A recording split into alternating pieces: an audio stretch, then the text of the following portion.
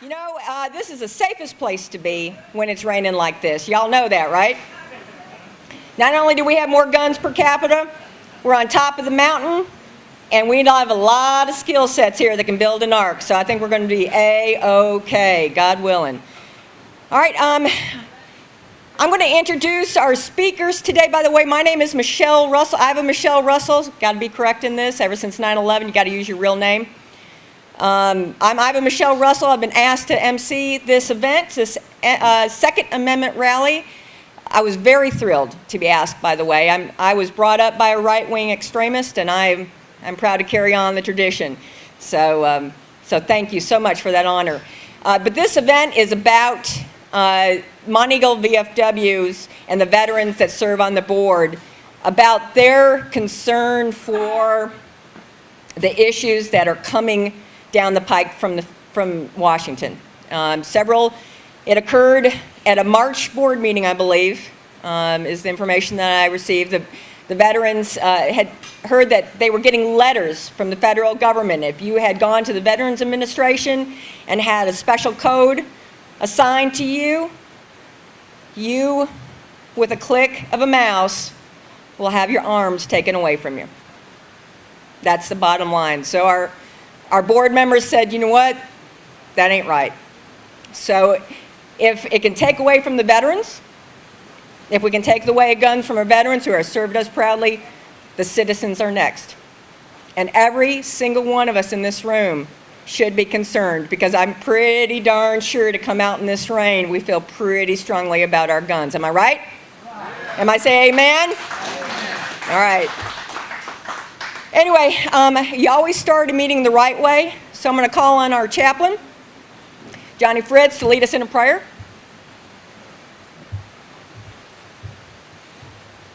Almighty and gracious Heavenly Father, we're thankful for this beautiful day. It's not raining on the inside, so we ask that you'll be with us as we go through these discussions, that they'll be held in an orderly fashion. We ask that you'll be with all of our people in uniform, whether they be serving here or they be serving abroad. All these things we ask in Christ's name. Amen. Amen. Thank you, John. Okay. And then the next thing, at least for the time being, we're going to stand by our Constitution. And will we please stand? We're going to have Matt Pitcher lead us in the Pledge of Allegiance.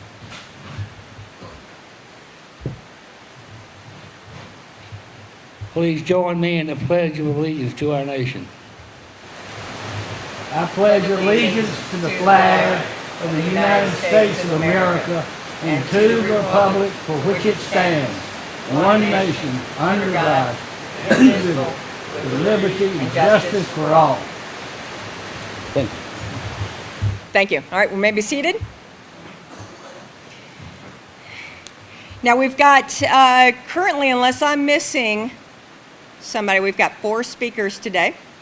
And I'm going to have them come up and sit at the dais. And then I've got a few technical issues that my father had wanted me to go over.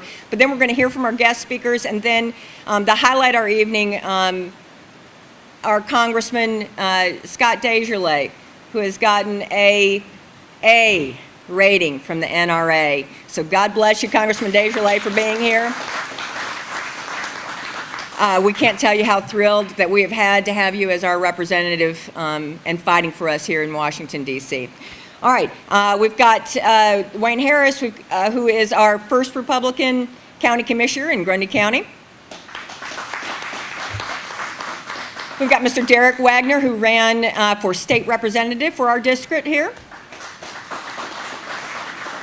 We've got a candidate who has officially announced for the 12th Judicial District here, Mr. Justin Crawford Angel.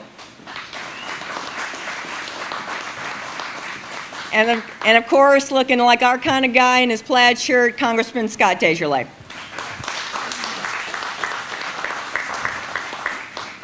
Now, being official and we're being in the House of the VFW, I believe we have our commanding post, Billy Sam Taylor. You want to give a warm welcome to everyone who has attended?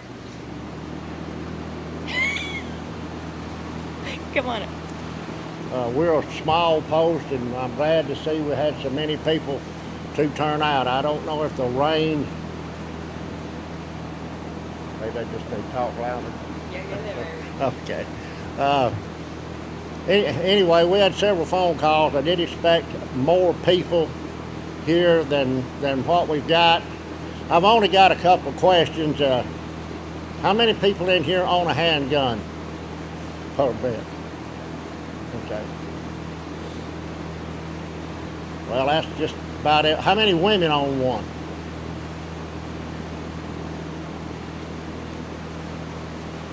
Well, that is good. We discussed a lot of things at the post, our last post meeting, when we have a kind of just an open discussion after the meeting. I think Johnny Fritz, he's our chaplain, he was just up here.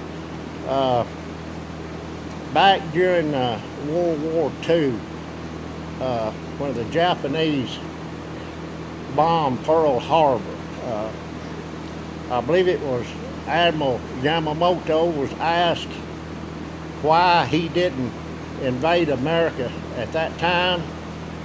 He simply said, because there's a gun behind every tree.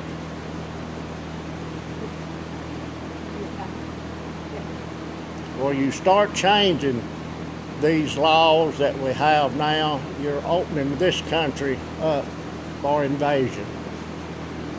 And I would imagine back when we fought for our independence, if we'd had what we had now, we'd probably still be a British colony.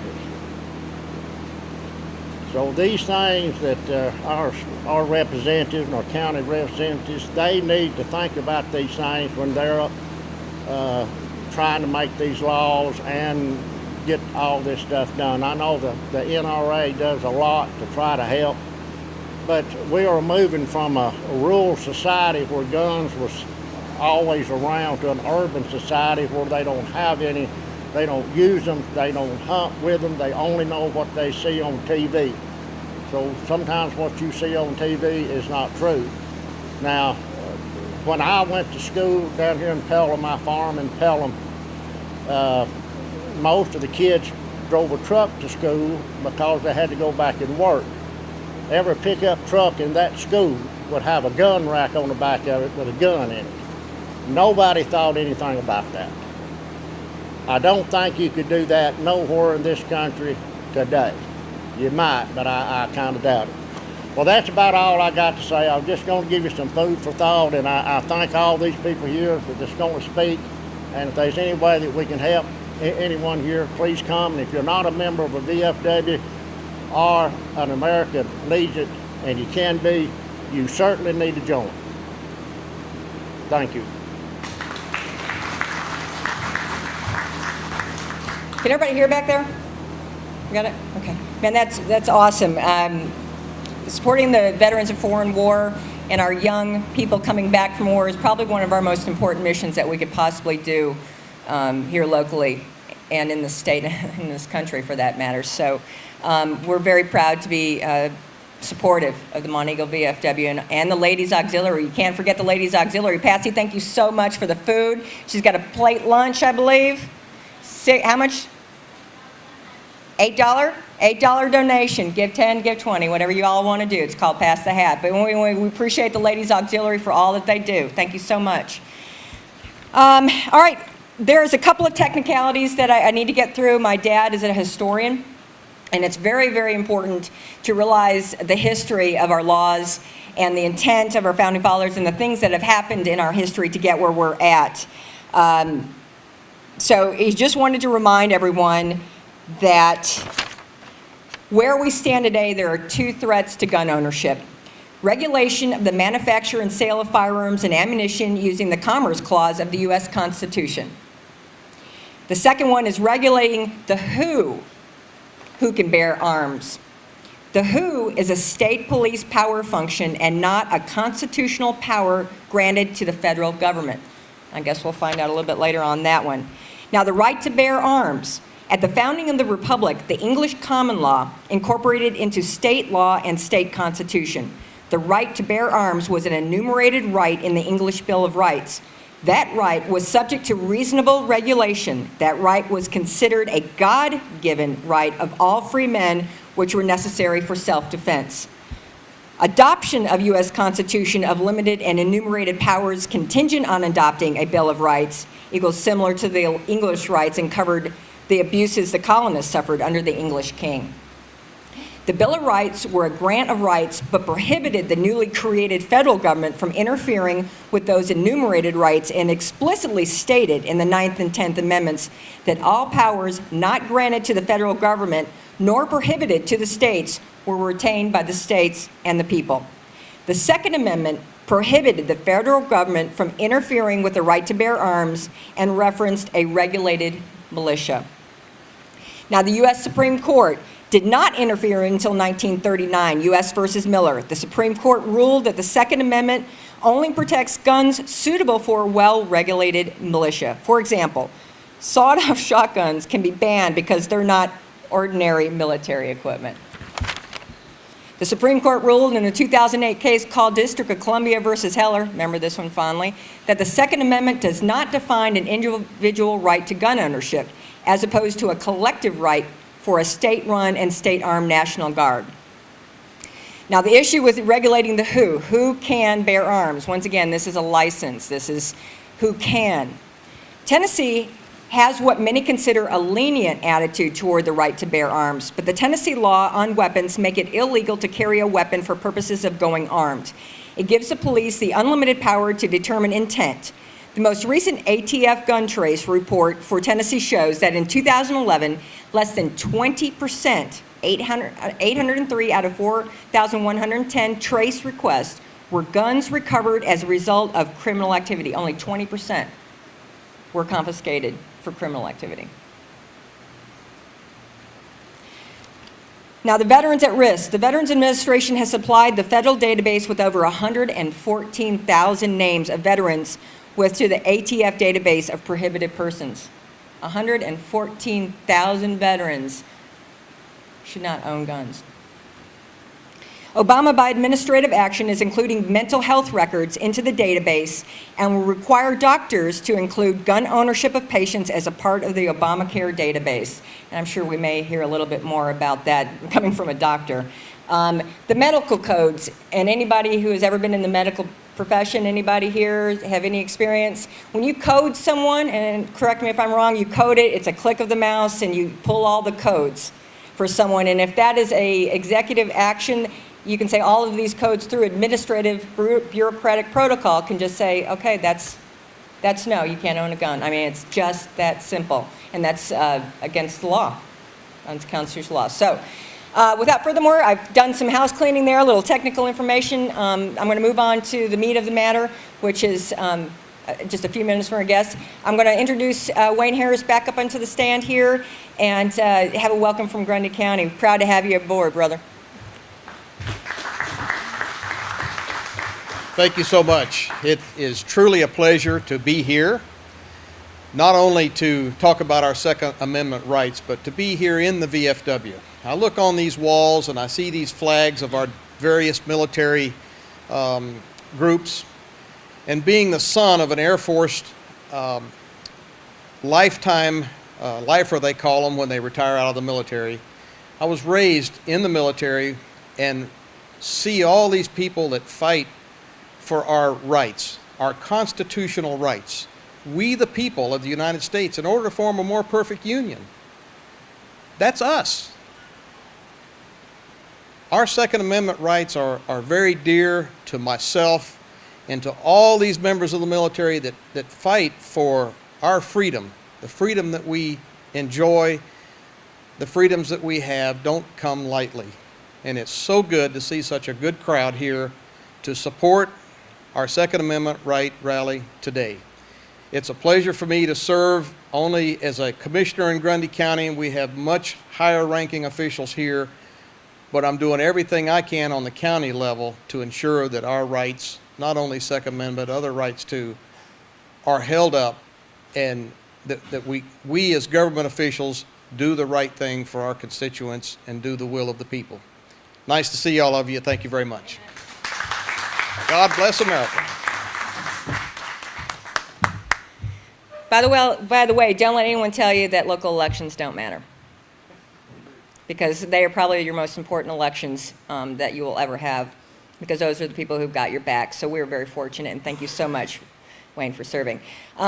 This fellow, got a pleasure to know. He's a Tea Party fellow from way back. He is probably one of the coolest guys I know. Proud to serve with him in a previous position. He ran for state representative for our district and served us very well during that campaign. I'm going to welcome Derrick Wagner. Thank you all for being here. We're watching our rights be eroded very quickly. It's picking up steam. It's like a rock going downhill. We've watched them slowly eroded over the years. Little by little, we were giving them up. Now we're watching it at a much faster pace. Gun rights is very close to me. I have very personal experiences with some of this. I grew up around guns in a very conservative family, but around the Chicagoland area. And if you watch the news, you know that Chicago is experiencing a shooting about every 6.3 hours. Didn't really become that important to me until my home was broken into 4 times in 1 month. And I tried to purchase a handgun, and you had to apply for this and apply for that and wait and wait. And fortunately, my father-in-law, being a good gun rights guy, provided us a little .22 automatic. The robberies ended, but nearly 25 years later, my little 5'2" wife successfully used that handgun to defend herself against an intruder on our property without ever having to fire a shot. Simply displaying the weapon, excuse me, and a willingness to use it was enough to make that person leave the area. I'm an avid gun supporter. We have to realize, and the gentleman said it earlier, without guns, we'd probably still be a British colony. And maybe that's why Pierce Morgan's so opposed to guns. But if you look, and you look back at history, where would we be without the personal right to own weapons? People died, folks, to give us that right. They gave their lives to fight for the freedoms that we have now. Are we really going to that easily let them take that away from us? Are we going to let those freedoms slowly be taken away? And again, faster and faster now.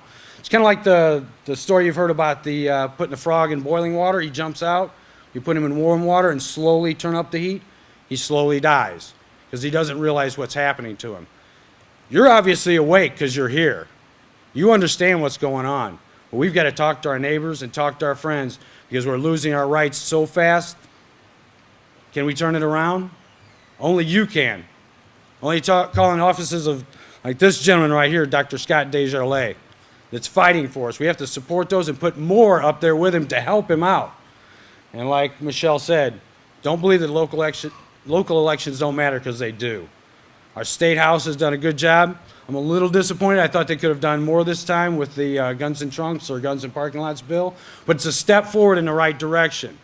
As a state, and as a county, as citizens, we have to fight back. Thank you for having me.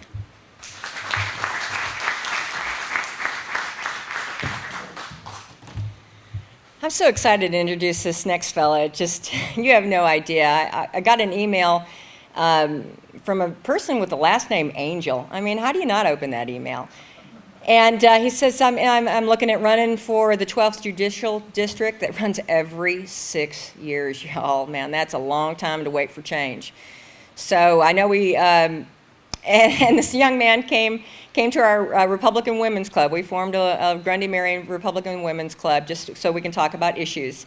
And he came to our meeting, and you know what? When he said, I have come from a long line of Republican women, man, he had me at hello. So I'm very pleased to announce our confirmed 12th Judicial District candidate, Justin Crawford Angel.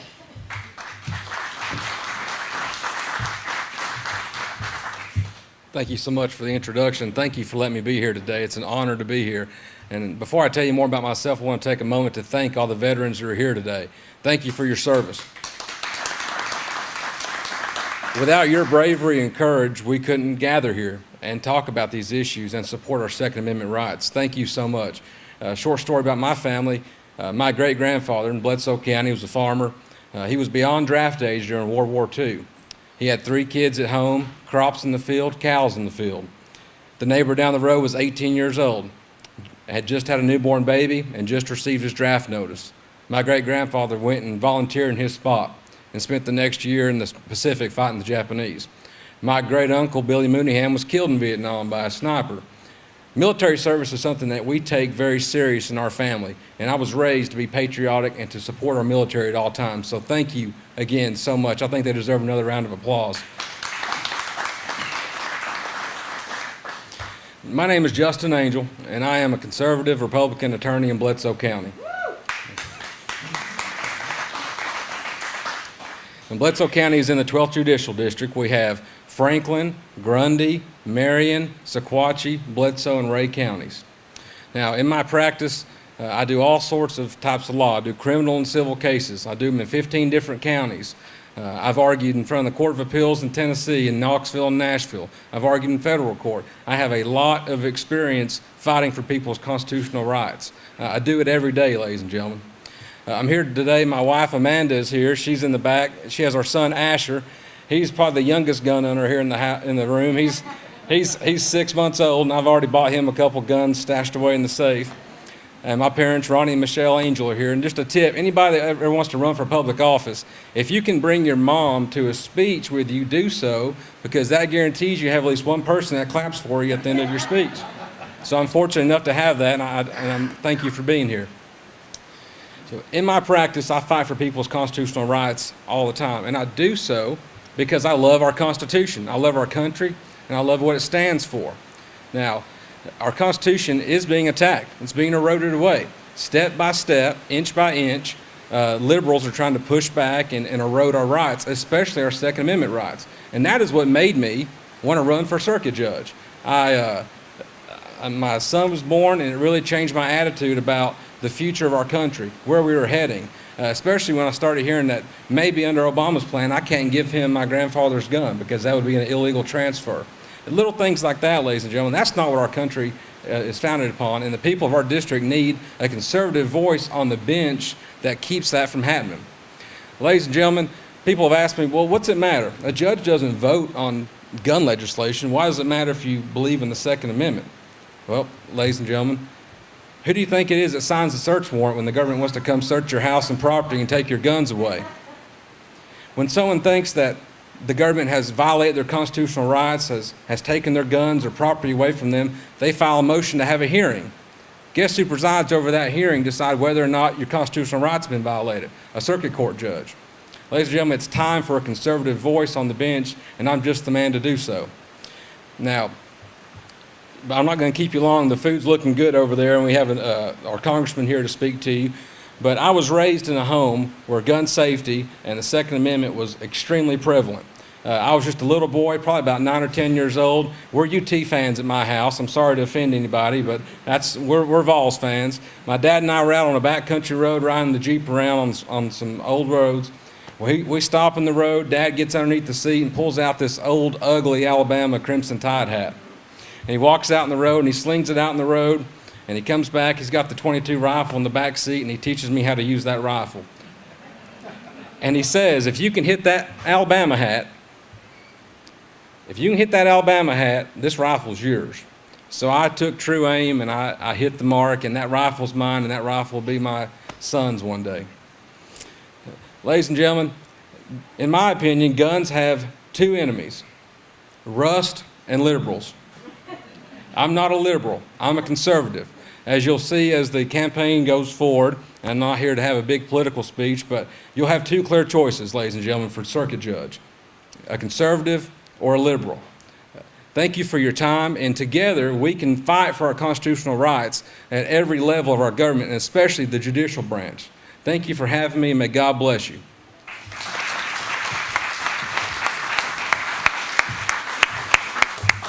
Sounds like those gals been raising that boy right. What do y'all think? I mean, apple, yeah. You know, the apple doesn't fall far from the tree, as I said, earlier. I'm a product of my raising, and I see that Maria's here with her kids. Who else has brought their kids? Man, that's awesome. See, that's where it starts. We can talk all day long, but if we're not teaching our youngins safety, personal responsibility, and making sure that you love God in this country, we're in for a world of hurting. So anyway, on that bright note, I want to introduce our favorite congressman from the 4th District, representing us up in Washington, D.C. He should have came in with his John Wayne guns, but, you know, I respect that. Anyway, once again, Congressman Scott DesJarlais. Good afternoon, everybody. It's great to be indoors on a rainy day. We can't mow our yards, so we might as well be in here talking about something near and dear to all of us, our Second Amendment rights. And I can tell you that when it comes to those in Washington, I have your back, and will always have your back.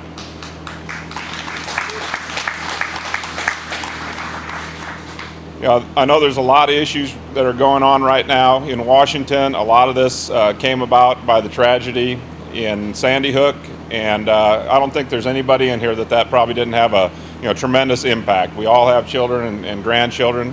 I still have a little girl in kindergarten. She's about to finish, but I know that night Amy and I laid there with Maggie, let her stay up past midnight, just thankful that she was there and feeling for all those families who had lost their kids.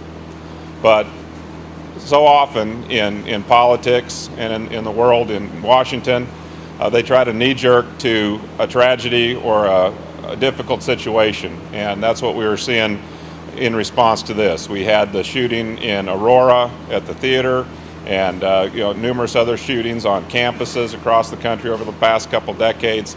And I think what we're learning is that there's no way to legislate morality or craziness, and giving stricter gun laws has never proven to decrease the amount of violent crime. And that's proven in Washington, D.C., the very city which tries to impose these laws upon us. Strictest gun laws in the country, highest rate of violent crime. Chicago, home of President Obama, Illinois, some of the strictest gun laws in the nation, highest violent crime rates. All we're doing by passing more and more laws against our Second Amendment rights is making it harder on those who abide by laws and follow the laws. The criminals will not follow the laws as many as we make. They're going to continue to break the law. So it's so important that we protect our rights, and we can't waver from that. Thankfully, in the Senate here a couple weeks ago, they voted the attempt to take away many of our rights and impose more restrictions on veterans. They voted that down. They may as well have, because it wasn't going to go anywhere in the House. But I'll tell you that anytime that they get the ball moving down the track, there is a threat that could happen, so we need to remain vigilant and make sure that doesn't happen. Now, I'm sure many of the veterans here are alarmed. I heard, Michelle, you talked about 114,000. Not to correct your numbers, but as of about 2 weeks ago, that number is 129,000. So that number's growing. Veterans are getting letters. If you have to or are required to have somebody take care of your finances for you, what they call a fiduciary, then you're automatically put on a list and sent to the FBI as being incapable of managing your own affairs, and that includes your ability to own guns. There was a couple of amendments offered in this gun bill 2 weeks ago, one by Senator Burr, another by the head of the VA committee on the House side, Jeff Miller from Florida. And what this was doing was suggesting that rather than the VA having the authority to basically make that decision and take those rights away from you, you would have to go through a judiciary system to have that decision made. And that amendment was not passed through the Senate. It may come back as a standalone, but I think most veterans were in favor of that. The VA was opposed to that. I know the VFW, or the American Legion anyway, was for the amendments offered by the Representative Miller and Senator Burr. So we'll continue to keep tabs on that and make sure that we do what's right by our veterans. And I'd like to join Mr. Angel in saying thank you to our veterans. I had utmost respect for veterans as a VA physician. My mother is a VA nurse for 44 years, and my service and ability to treat our veterans in my medical practice. It was always my favorite part of the day when I'd have a veteran come in and share stories with me. I had so many great veterans of the Second World War in my practice. I had a man who was on a freighter in Pearl Harbor, and he turned over my face sheet and started drawing out the harbor for me and how it all went down. Pretty fascinating history to get to listen to firsthand. and another patient who was on the Yorktown, went into the water when it was sunk, and got to relive that story with him. Had a man who was on the Arkansas bombing the beachhead before the invasion, and had another little guy that, I shouldn't say little guy, he was shorter, but took off his hat one day, and I'd seen him on several occasions, and he had a bullet crease in his head. And I didn't know that's what it was, but I asked, I said, you know, what's that scar on your head there? And he says, well, I was on Iwo Jima, and some Jap shot me in the head, and he goes, I reckon it's the same bastard shot me in the ass. I got one right here, too. He had another bullet hole there that I hadn't seen. So, yeah, I thanked him for his service, and like most of those veterans, he looked at his feet almost embarrassed by the attention that I was giving him that was so well deserved. And you know, I just can't say enough about the service that you've all provided for us, and you know, it means even more to me. I didn't know that was possible, being in Congress and being involved in some of the decisions that affect you, and certainly our younger men who've served in Iraq and Afghanistan. You know, it was an incredible thrill to go over and visit with the troops in Afghanistan last October. Dr. Phil Rowe, my colleague from East Tennessee, and I and several others went over on a military Codel to look at the response time to injury, the golden hour, getting people off the battlefield into the forward care facilities and being able to take care of them and save their lives. And we're also dealing with the traumatic brain injury element, and the mental health issues, the PTSD that so many of these young men and women are facing as they come back home. And you know, it's really important that we take care of these issues. It's alarming to see the suicide rate among our veterans now is up to about 22 service members per day taking their own lives, and this is obviously unacceptable. And so, you know, I think it's really important as we move forward to be very diligent and make sure that we take care of those who took such good care of us. And we'll continue to look at that too. And that's why, you know, these veterans' rights bills that are coming forth in terms of Second Amendment are so important, because just because somebody can't take care of their finances doesn't mean that they're incompetent to own a gun. And there needs to be a process where this is handled in a fairer manner. And you know, we'll see as we move forward, as this number that we talked about grows, what we can do about this. And you know, it's different than the way people in society should be treated, and you know, our veterans are someone we have to look after. So there's a couple other things I wanted to talk about. I know this is a Second Amendment rally, but I think probably everyone sitting here feels like I do, and that we need to just be vigilant in our protection of our Second Amendment rights. So if you'll indulge me, I wanted to talk about a couple other things that are going on that impact us and our veterans and our military personnel. One would be Syria. We had a briefing with Secretary of State John Kerry a week ago, and I still think he would be taken more serious if he had that little helmet on that he was up in the gun turret with when he was campaigning against Bush. It was hard to listen to him and take him seriously. But anyways, Secretary Kerry told us about the threat in Syria with the sarin nerve gas, and that President Obama was thinking about taking military action because they'd crossed some red line. And this concerns me after what we went through in Iraq and Afghanistan, and who our enemies are and what our exit strategy may be.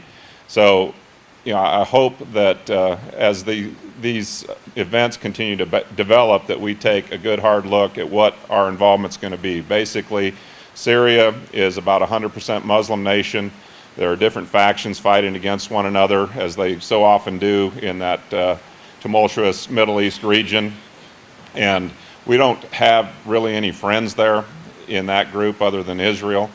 And, you know, going in and giving military assistance to one to defeat another, I don't know what the end game is going to be. You know, obviously the overtones here, we want to make sure that we don't have crazy people that use weapons of mass destruction. Remember those terms from the earlier in the decade. But you know, we don't want those getting in the wrong hands, but also getting involved in another military engagement, sending our men and women on the ground to fight somebody else's battle. I would urge extreme caution on that. So that's not what they're saying right now. They're saying no boots on the ground, as they always do before they send boots on the ground. But we'll watch that closely and update it.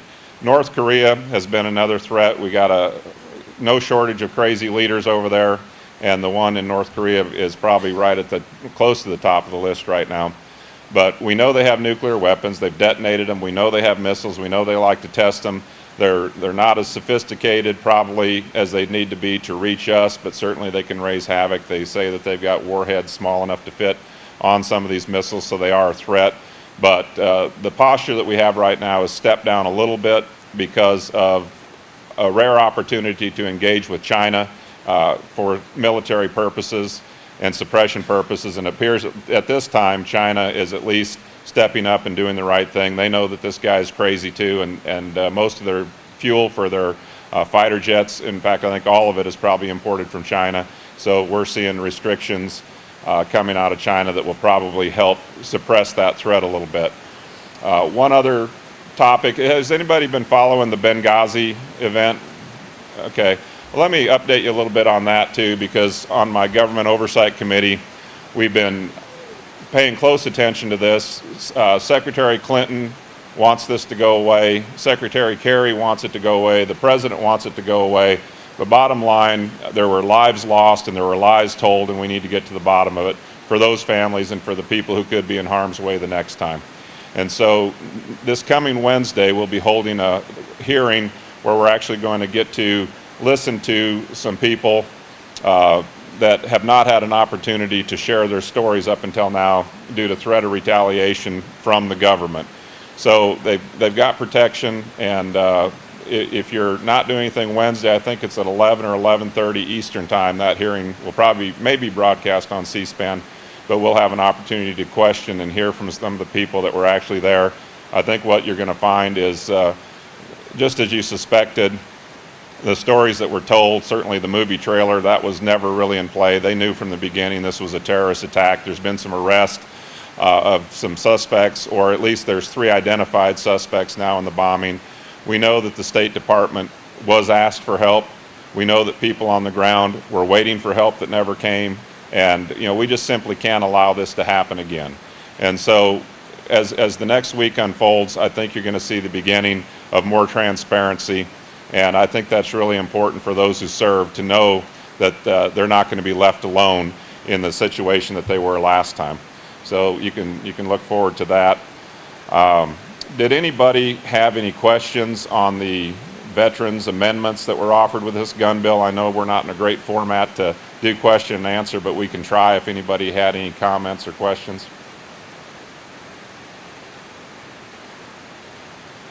Okay. Well, we covered those, or I tried to cover those pretty well. If you have any comments, just see me afterwards, and I'll try to walk through those. But, we've got a lot of battles ahead of us. Washington's a very difficult place to work right now. There's a big divide, as you know, between parties, between the 3 branches of government that right now seems to want to operate as one branch of government. And we've got to deal with this for a couple more years. So it's really important that people get out and support candidates that are going to stand up for what they believe in. We've got an election coming up in a year where we need to take control of the Senate across the country. And it's so important that we do that, because we've got to reverse the trend on so many different areas, not just Second Amendment, but just our eroding freedoms that these gentlemen spoke about earlier. It's crucial that we do that. We've got financial issues, entitlement issues that are draining and breaking the country day in and day out. And we got to teach a generation that it's okay to work again. We got some younger people in here right now. And how many people in here had a job before they were 18? Okay, about every hand's going up, and probably a lot younger than that. Right now in this country, those age 18 to 26 are at the lowest workforce participation ever in the history of this country. For some reason, we have a government that's trying to teach people that it's okay to rely on them, to depend on them. We all know that isn't true, and we've got to get our young people back to work to help support the country, and we got to get rid of all these safety nets and entitlements that have expanded way beyond what they were ever intended to do if we're going to get the country back on track. I won't even get into health care, because that's a whole nother luncheon on itself, and I know everybody's probably getting ready to dig into that food. So I want to thank Iva Michelle for hosting this very important rally, and again, I want to thank the veterans who came out here today in the rain to listen and help support this event. So thank you for having me.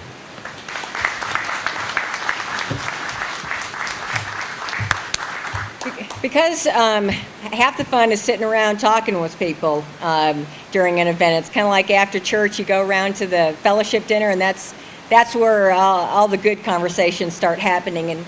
And so I want to make sure that we have time enough to do that while we have our congressman here. If you don't mind, Congressman, sitting and chatting with and Justin, you can hang out, and he's so cute.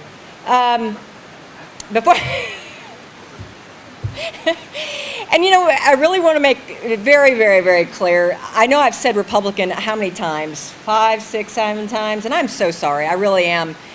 It really this issue transcends politics. It just seems to be if the Democratic Party would talk about gun rights, man, I'd be a Democrat. But it's just not happening. So anyway, I apologize for the partisan politics. It seems to me that the constitutional conservatives seem to be navigating and running for office under the Republican ticket. So you show me a different party that does that, I'll support them. So I don't want to make this about party politics, because it's not. It's about education. It's about educating our young people. It's about making sure that we have a line in the sand and we say, okay, you know what, that's it. That's it now. Now let's start getting serious. And so we're going to have to secure our borders. I've watched 12 hours of the Walking Dead series, so I feel very comfortable in any kind of apocalypse that happens. But before I go, we keep on saying it's about the young people, and it is. We've got to start educating our youth about the counter-revolution, because it is a counter-revolution. We all have to remember that the 70s radical liberals are the establishment now. Do y'all realize that? All those counterculture people that were counterculturing, if you will, have now become the establishment. They have taken over our White House. They have taken over our government functions. They have taken over our judicial system. They have taken over our schools, and it's a perfect plan. I mean, I wish, yes, sir.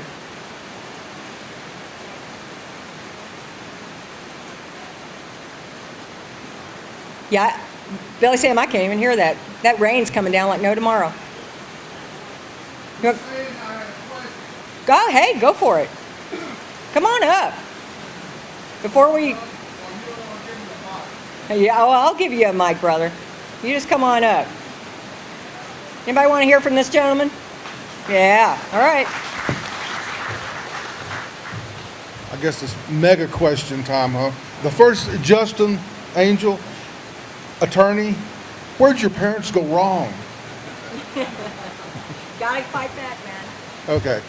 And one quick one for well, I'm not sure, is it Congressman, Doctor, or Scott? Scott?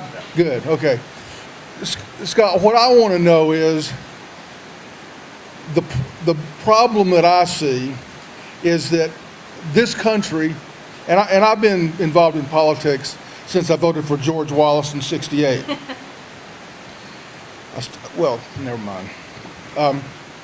I see that the country is so polarized. I don't see how we're ever going to return to what the majority of the people in here remember. I mean, most people here are older. I look back to the 50s when I grew up, and I literally thank the Lord at least once a week for having blessed me with being born in the 50s in the South. And I don't see that there's any hope because of the polarization. I mean, the Nancy Pelosi's of the world, the Barney Franks of the world, the John Kerrys, those people are never going to change. This polarization is just going to escalate. It's going to get worse and worse and worse. And I'd like to know what your position is. See, the solution that I see, and you're kind of with the bad guys on this one, is for Tennessee specifically to start acting like the sovereign state that it is and tell the federal government to take a long hike off a short pier. Now, I am encouraged to some extent because there are some states that are doing things like declaring that gold and silver are legal tender. Kansas, I don't know if you saw this yesterday, but the Attorney General of Kansas told Eric Holder to go pound sand with him telling Kansas that their recent law about not allowing the federal, I like federals because that's what Confederates called the North during the war, the recent unpleasantness. Kansas is not going to allow the Federals to come into Kansas and do anything with firearms. And I think there's another state or two that have done the same thing. And to me, this is the only way to get our country back, is to enact the 10th Amendment finally. And for states to start acting like we're sovereign and we don't want to be ruled from Washington, D.C., and the people, the good people of Tennessee, know how to run their schools on a local basis. And all these other issues, we don't need some pinhead, overpaid bureaucrat in Washington tell Tennesseans how to run our lives. Now, how do we get away from that polarization, Scott?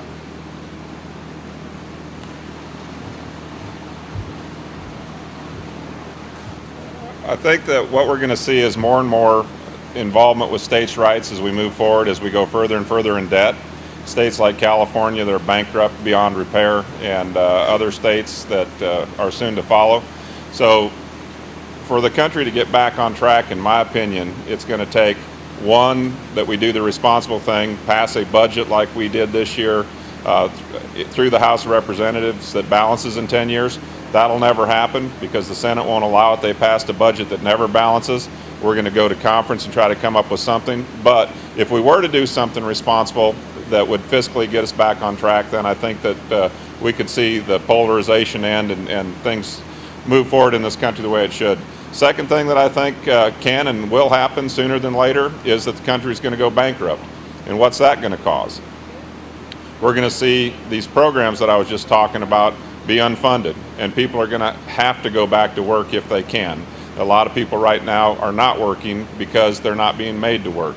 And all the freebies and the benefits that have been handed out by this administration and the past are going to go away by necessity. And that's the harder way to do it. It's going to be hard if we pass a budget that balances as quickly as I said. I don't know that it'll happen, but we got to do something. The harder way is to see basically a downgrade or a collapse of this country, much like what happened in the Soviet Union. None of us want that. I'm not advocating that. But it's going to probably take something that extreme to wake this place up across the nation. People are going to continue to take as long as it's given to them. We're out of money, folks. We're broke. We're going further and further in debt. And the third thing that we absolutely don't want to see would be a major conflict, a World War type thing that would shake things up around here to the point that people operate more responsibly. So none of those sound very good. The first one would certainly be the best way that we actually act and behave responsibly. I don't know. I'm not seeing it right now in Washington, but I hope that we see it soon.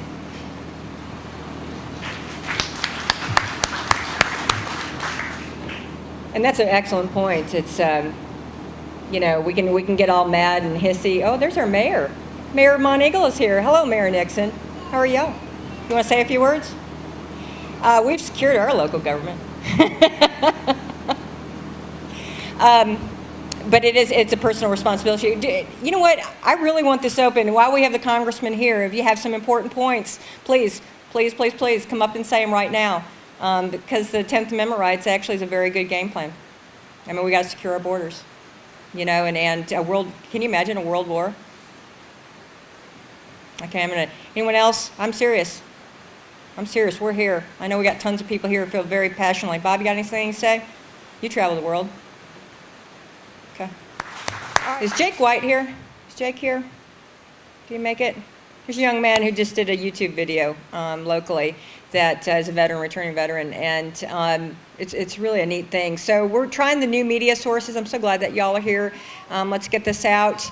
And I'm going to close with this. This issue transcends so many issues of life. Our freedom and our liberty is outside the mainstream. I mean, we are not mainstream here anymore. We are not the establishment anymore. This is not our world anymore. And that was a really sad realization to me, is that the way I grew up, I spent every summer on a farm, the way I grew up is not being shared with the next generation. And we are the outsiders of our own country. We are the outsiders of our own country, and that really, really sends chills up my spine. So the only thing I know to do, and this is how I was raised, is to get involved. And since I've been back home this past 10 years, elections are the way to do it. I hate to say it, but elections do matter. And it's going to take electing people who feel like we do. And in Tennessee, man, we lucked out. We have a supermajority. Now we have got to make sure that they are securing our borders and making sure that they understand what Congressman DesJarlais, what the people that are up in Washington are telling us. Because the more you know, the more you just want to hide under a rock and go, holy cow, and build a cellar. I mean, seriously, the more you know, the more you're just like, I can't go on, but you got to go on. And you got every day, every single day, you have to say, how am I going to live the fullest? How am I going to treat my fellow man like I would like to be treated? Because the government shouldn't be telling us our freedoms and our responsibilities. We tell our freedoms. We tell each other how to live. And it's a personal responsibility issue. I don't need to call the cop. I need to go to my neighbor's house. That's how it is. We talk to each other. We are a community, and we will fight for our community. So anyway, I'm proud to know y'all. Let's move on. Let's make sure that we secure our own borders. Let's be friends. Let's be neighbors. And let's take care of business and make sure that our young people know the value of freedom. Thank you so much.